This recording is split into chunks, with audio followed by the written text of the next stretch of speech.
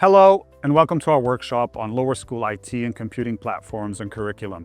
Joining me today on this workshop will be Mr. Sergio Araujo. Today, we're going to share how we use technology in the classroom and how we use the platforms that support our learning, the way we approach internet safety, and the exciting things happening in our computing curriculum. Let's begin with the question: what impact do you think technology will have on our lives in the future? Most people agree technology already shapes so much of our daily lives, and for our students, it will be even more central. That's why we want to prepare them not only to use technology, but to use it well, creatively, responsibly, and confidently.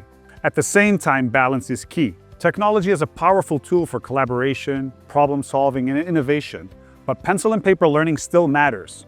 Handwriting strengthens memory and fine motor skills. Reading physical books encourages focus and deeper comprehension. So our approach is not all screens or no screens. It's all about giving children the best of both worlds.